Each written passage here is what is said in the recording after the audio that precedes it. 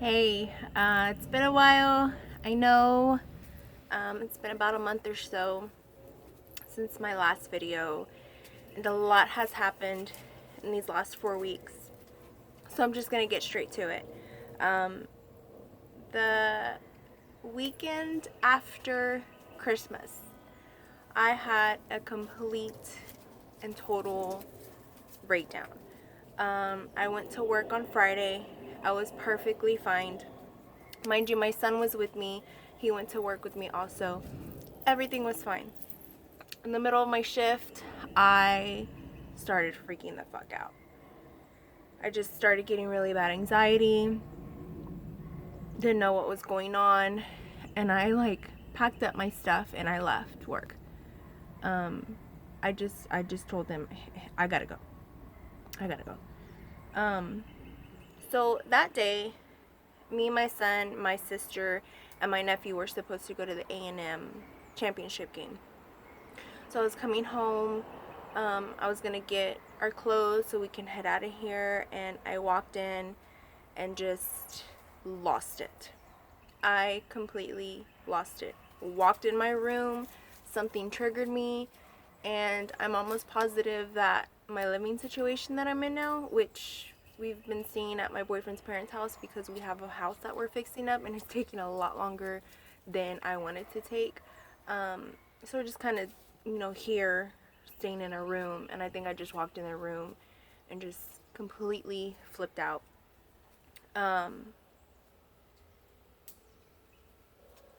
And lost it. I flipped the room upside down, went completely manic. My boyfriend got a new knife for Christmas, and he had it in the room, and I got it, and I cut my arm, and it's pretty bad actually. You can see, those scars are not fading. They're not going away. I made a phone call to somebody. You guys, just make sure y'all have a really, really good support system. I made a phone call, went to her house. She cleaned me up. She listened to me. She just let me cry, and she let me talk. Crazy part about it was my son was with me. Now, he was in the car when I went in the room and flipped out. So he didn't see everything that I did. I had my arm covered up whenever I went back to the car. We took off. I was talking on the phone and pulled over because I didn't want him to hear me, but I was just completely broken down. No reason at all. That whole day, I can honestly say I don't really remember what happened after I got patched up. I really don't remember what happened. I do know that I did want to go to the hospital, and I just came home and went to sleep. That's what I remember. The next day, okay, well, hold on, let me backtrack. So I've been on this sober journey, and I've also been taking this medication, and I ran out for a week, and I thoroughly enjoyed the way that I was feeling. I liked the way that I was feeling without having the medication and without drinking. Excuse me. So in my head, I was like, well, I don't know how it feels to be sober and off medication because I was always on something. So I was like, I'm not taking my medicine anymore. I got this. I can control it. I'm feeling good. 4 weeks pass, and I guess from what my doctor said, it took those 4 weeks for you just to completely snap. Saturday morning, I woke up. Things weren't any different. I was having this total panic attack. And that afternoon, I drove myself to the hospital.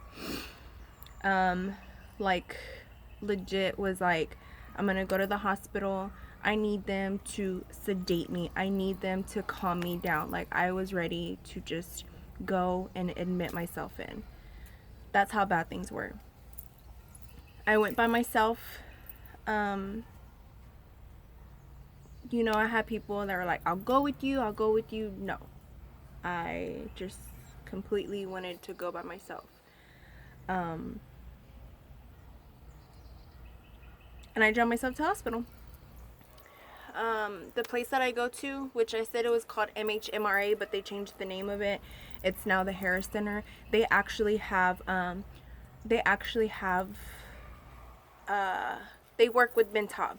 So anytime any of us patients have anything or it's an emergency, they have a crisis hotline. I called to them.